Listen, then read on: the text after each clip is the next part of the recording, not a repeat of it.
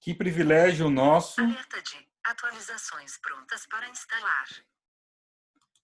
de estarmos reunidos na casa do Senhor, que, como eu disse na oração, é uma extensão do local onde nós estamos. Nesta noite, eu vou apresentar para vocês um novo amigo. Ele não é meu amigo, não. Na verdade, eu tenho que ser sincero, né, pastor Vinícius? Não vou dizer que você é Com meu amigo, certeza. você não é ainda. Mas eu tenho certeza que vai ser. Mas ele é muito amigo de um grande amigo meu. Um grande amigo meu hoje me procurou perguntando se no distrito havia possibilidade de nós recebermos um teologando para fazer estágio online. E nós estamos muito felizes, viu, pastor Vinícius, por essa possibilidade. Já acertei com o diretor de jovens da igreja. Você vai estar ajudando lá. Aquilo que nós conversamos por telefone também nós vamos estar realizando juntos. E eu desejo que o nosso bom Deus te use e te abençoe, tá bom? Que ao abrir a palavra nessa ocasião, você possa fazer com que chuvas de bênção sejam derramadas sobre as nossas vidas.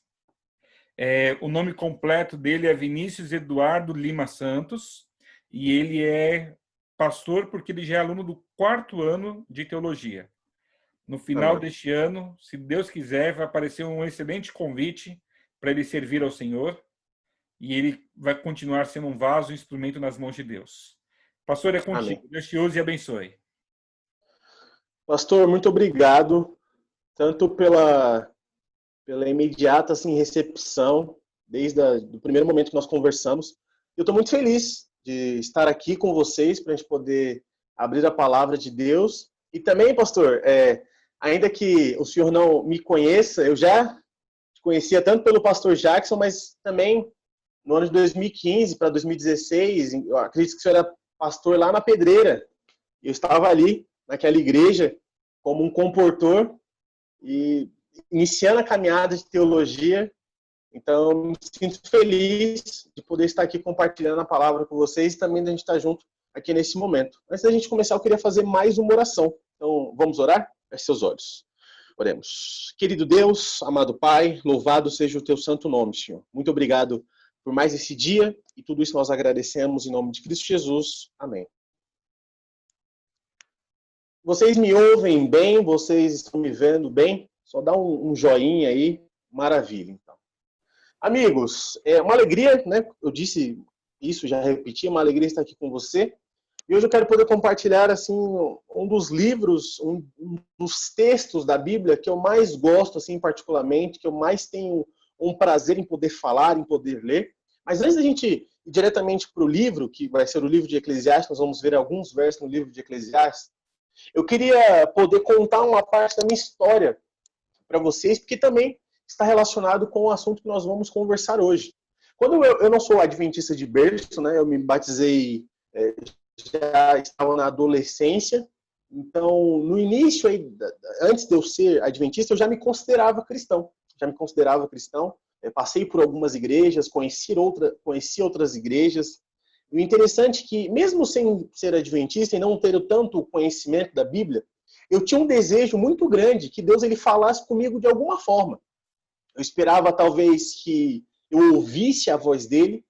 Eu esperava, talvez, que alguém falasse comigo as perguntas a qual eu tinha no meu coração. Ou talvez Deus me desse um sonho, me desse uma visão, algo do tipo. Assim, eu esperava que Deus ele falasse comigo de alguma forma. E eu sei que Deus ele pode falar assim. Ele pode falar no ouvido de alguém, ele pode dar um sonho, ele pode dar uma visão, ele pode responder as perguntas que nós temos no coração. Só que, particularmente comigo, isso nunca aconteceu. Deus nunca falou comigo, assim, de ouvir a voz dele. Eu nunca tive um sonho, nunca tive uma visão. Mas com a minha experiência cristã, com a minha caminhada cristã, eu percebi que Deus ele fala de muitas formas. Contudo, Deus ele fala principalmente através da sua palavra, através da Bíblia.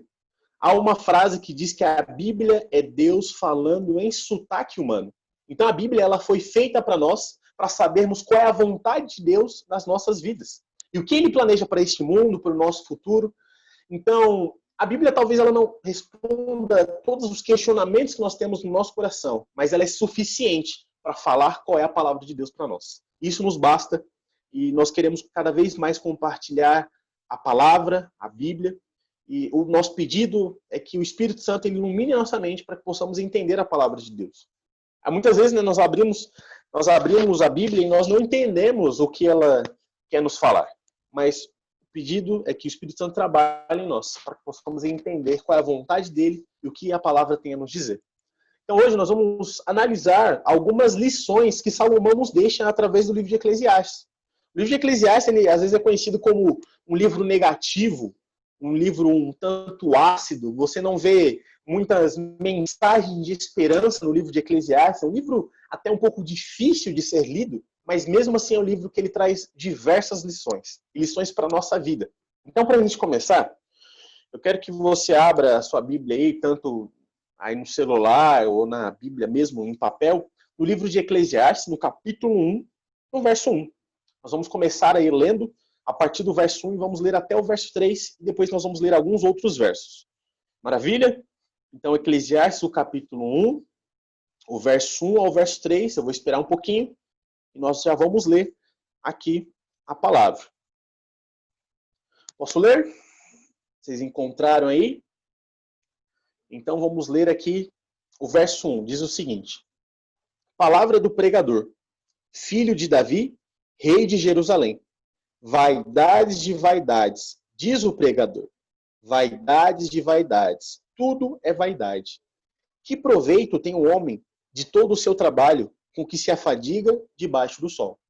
O livro, ele começa exatamente dessa forma e ele repete essas frases por todo o livro. Ele repete em vários momentos vaidades de vaidades, tudo é vaidade.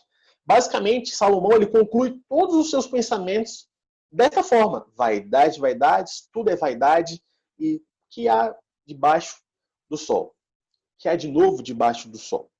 Mas a gente precisa entender o que Salomão estava querendo dizer quando ele diz vaidades, vaidades, tudo é vaidade. A primeira coisa aqui, o livro ele começa falando assim: palavra do pregador. Palavra do pregador. A Bíblia, o Antigo Testamento, ele foi escrito em hebraico. A maioria deve saber disso. E no hebraico, a palavra pregador também poderia ter a tradução daquele que reúne uma grande assembleia. Então, provavelmente, Salomão, ele reuniu o povo de Israel, ele como rei ali no final da sua vida, ali na sua velhice, na verdade, ele reuniu o povo, e além de escrever o livro, provavelmente, ele estava falando essas palavras para o povo. Então, ele traz essa mensagem, ele traz o livro de Eclesiastes como uma mensagem para todo o povo. Aquele que reúne uma assembleia, aquele que reúne uma grande reunião para poder falar aquilo que ele quer falar. Na sequência, nós vemos aí a frase vaidades de vaidades. Na língua original que Salomão escreveu, esta frase pode ser melhor traduzida como sopro dos sopros. Então Salomão está falando o quê? Olha, sopro dos sopros, diz o pregador. Sopro dos sopros. Tudo é um sopro. Porque Salomão, ele olha para todas as obras do homem, ele olha para as obras da humanidade, ele conclui que a vida humana ela é como um sopro. Como assim como um sopro? O sopro é algo passageiro, algo rápido, você assopra e logo termina. Ou como um vapor que ele sobe e logo se dissipa pelo ar. Então Salomão ele conclui que a vida funciona dessa forma. A vida humana é como um sopro, a vida humana ela é passageira. Ainda que uma pessoa viva 100 anos, o que são 100 anos perante toda a eternidade? Essa é a conclusão de Salomão. Então você pode pensar assim, nossa, Salomão ele já começa o livro dele totalmente negativo, assim, né? Totalmente para baixo. Nós abrimos a Bíblia e nós esperamos uma mensagem de esperança, aí Salomão está falando o quê? A vida é um sopro. A vida é como um vapor, que logo começa e logo termina. E interessante quando a gente vai lá no capítulo 2, Salomão ele começa a listar todas as obras que ele fez. Ele fala, eu tive dos melhores cantores, eu tive das melhores riquezas, eu tive muito conhecimento, mas eu concluo que tudo é vaidade, tudo é um sopro. Não só as coisas boas, não só as coisas ruins, mas a vida por completo é como um sopro. Essa é a conclusão de Salomão sobre a vida. Mas calma, a gente vai ver que ainda tem mais coisas aí, não vamos terminar só dessa forma negativa. Abre no capítulo 2 agora. No capítulo 2, verso 24, ao verso 26. Diz assim, capítulo 2, verso 24 ao 26. Nada melhor para o homem do que comer. Vou repetir aqui, ó. Nada melhor para o homem do que comer, beber e fazer com que a sua alma aproveite o bem do seu trabalho.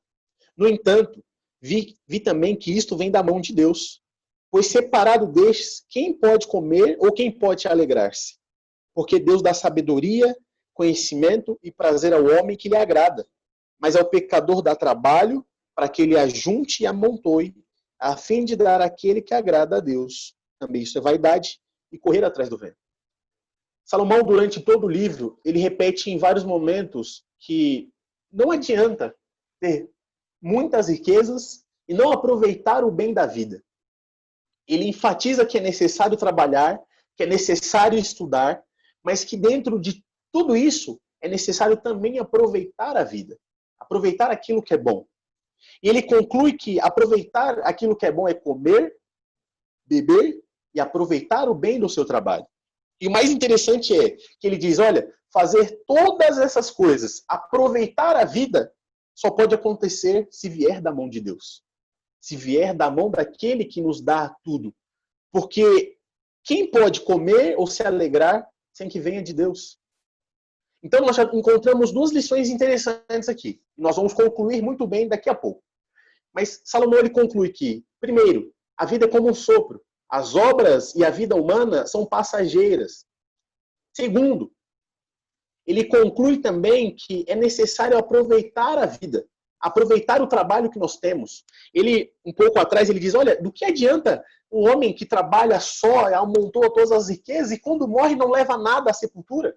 Ou está sozinho, não aproveita com as pessoas que estão à sua volta? É melhor que sejam 2 ou 3 do que 1. Então ele também traz essa conclusão. Aproveitar a vida que nós temos, entender que esse aproveitamento só acontece se provém da mão de Deus. Vamos continuar lendo. Agora abre lá no capítulo 3. Abre no capítulo 3. O verso 11. Eclesiastes, capítulo 3, o verso 11. Nós vamos ler o verso 11, depois nós vamos pular lá para o 14. Diz assim: tudo fez Deus formoso no seu devido tempo. Também pôs eternidade no coração do homem, sem que este possa descobrir as obras que Deus fez desde o princípio até o fim.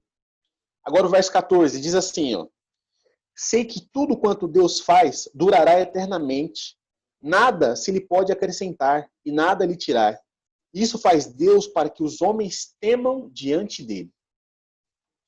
Eu não sei se você consegue perceber um contraste aqui agora. Mas lá no início, Salomão ele fala que a vida é vaidade, e nós entendemos e descobrimos que a vaidade a qual ele está querendo dizer é que a vida é como um sopro, a vida é passageira. Mas quando ele fala de Deus, Salomão ele fala primeiro que Deus colocou a eternidade no coração do homem.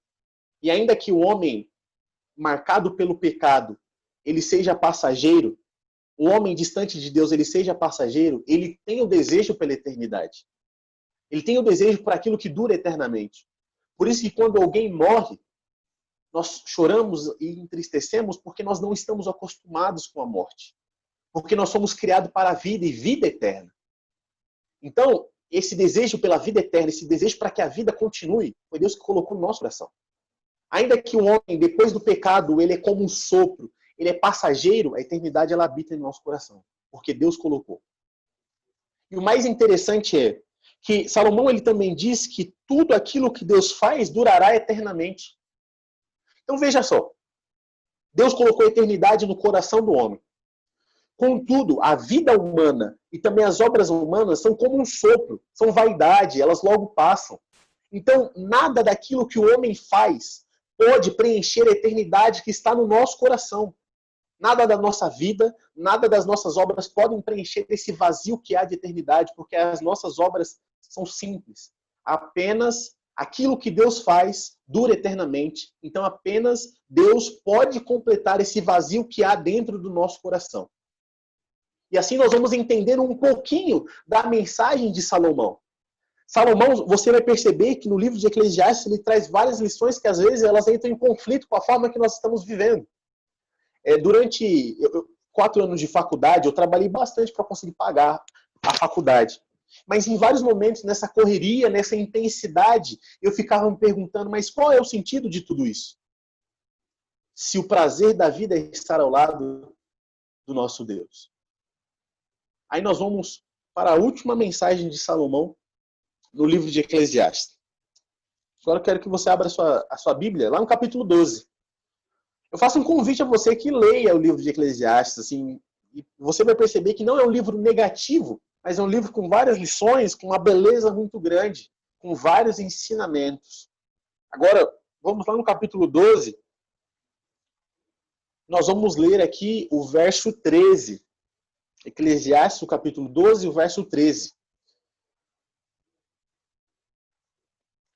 Acharam aí?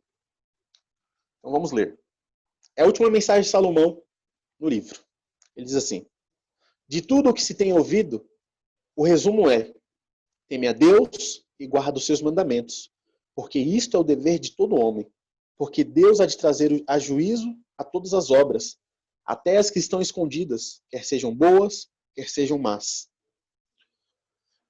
Então, quando eu li o livro de Eclesiastes a primeira vez, eu vi Salomão ele levantando vários questionamentos e dando assim várias cutucadas na vida, falando que tudo é vaidade, tudo é como um sopro. O capítulo 3 que a gente conhece muito bem, né? Há tempo para todo propósito debaixo do sol. E eu esperava que lá no final do livro ele trouxesse assim uma conclusão miraculosa, uma conclusão assim maravilhosa. O que eu devo fazer para ter uma vida boa, estar ao lado de Deus? Mas ele não traz essa conclusão assim, nessa expectativa que nós esperamos. Ele resume que a vida é muito simples. Temer a Deus e guardar os seus mandamentos. Esse é o resumo da vida. Ainda que eu faça N coisas, ainda que eu estude bastante, ainda que eu trabalhe bastante, e Deus, ele, em vários momentos, ele espera que façamos isso também, ainda que eu construa todas as belezas da vida, que eu seja um gênio, que eu tenha muito dinheiro, o resumo da vida, ele continua sendo temer a Deus, guardar os seus mandamentos. E temer a Deus, talvez passe para nós como ter um medo de Deus, ter sentir amedrontado com aquilo que Ele é. Mas temer a Deus é entregar a nossa vida, inclinar a nossa vida perante Ele e deixar que Ele conduza aquilo que nós fazemos, da forma que nós nos movemos. E ele mostra que a forma que talvez nós vamos fazer, na verdade não, né? Mas a forma que nós vamos fazer isso é através dos seus mandamentos. Guardar os mandamentos. Aí você pode pensar, poxa, mas os mandamentos são várias leis, uma legislação assim gigantesca. Mas nós encontramos também em outras áreas da Bíblia que os mandamentos eles se resumem ao quê? Amar a Deus sobre todas as coisas e amar o meu próximo como eu me amo. E amar o meu próximo talvez assim como Jesus também me amou. Então, Salomão, depois dele falar que a vida é como um sopro, as obras do ser humano são passageiras, depois dele falar que aquilo que Deus faz dura eternamente e só Ele pode concluir essa eternidade no nosso coração, até chegarmos à vida eterna, até chegarmos ao céu, a nossa vida aqui, seja num trabalho ou no outro trabalho, seja nesse estudo ou em outro estudo, resume-se em deixar a minha vida nas mãos de Deus, guardar os seus mandamentos, amando a Ele e amando ao meu próximo. Se a minha vida tiver todos os bens, todas as riquezas, e eu não tiver isso, amar a Deus e amar o meu próximo, ela não foi uma vida concluída perante Deus, temendo a Ele. Então, a minha mensagem essa noite é exatamente essa: temer a Deus e guardar os seus mandamentos. E acredito que esse é o desejo dele para as nossas vidas. E assim, eu sei que, eu só quero lembrar aqui, que Deus ele fala lá no livro de Deuteronômio, que quando o povo de Israel guardasse os seus mandamentos, outras nações iriam chegar até eles e falar assim: que nação é essa como o povo de Israel, que tem um Deus tão próximo como esse Deus? E eu acredito que essa é a mesma mensagem para nós também. Nós tememos a Ele e guardamos os seus mandamentos, outras pessoas chegarão até nós e falar: que povo é esse? Que igreja é essa? Que comunidade é essa? Que tem amor, que prega a palavra, que mostra quem Deus é e que tem um Deus tão próximo como o nosso Deus. Igreja, essa é a minha mensagem para você essa noite. E que você também possa chegar até esse Deus. E como a irmã Elma, eu acho que falou que Deus ele é fantástico, porque através da sua palavra ele traz esse ensinamento para a nossa vida. De transformação, amém, de mudança e de seguir o caminho que ele propôs para nós. Então eu quero terminar com mais uma oração. Vamos orar? Feche seus olhos. Querido Deus, estou muito feliz de estar aqui, Senhor. O Senhor sabe disso. Sabe a alegria que é poder compartilhar da tua palavra. Porque em algum momento, ainda que com muitas dificuldades, ela feriu meu coração. Mas não para a morte, mas para uma nova vida em Cristo Jesus. Nós falamos sobre o livro de Eclesiastes hoje, Senhor. E aquilo que nós queremos pedir é que esses ensinamentos estejam em nossas vidas. Que o Espírito Santo de Deus ele coloque esses ensinamentos nos nossos corações e assim possamos andar e nos mover através da tua palavra. Senhor, tome conta de nós. Tome conta daquilo que nós somos.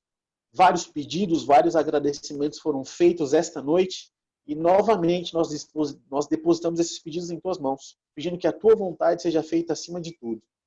Senhor, nós somos falhos, nós somos pecadores. Ainda que falemos muito sobre a tua vontade, em algum momento nós nos desviamos dela, infelizmente. Mas eu peço novamente, perdoe os nossos pecados, Senhor.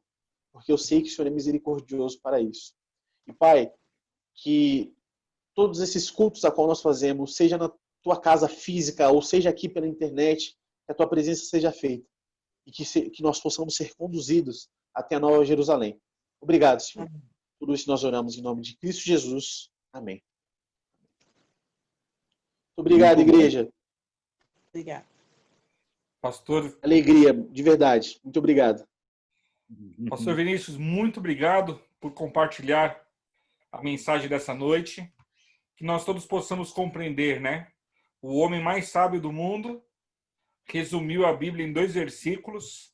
Que nós possamos colocar isso em prática em nossas vidas.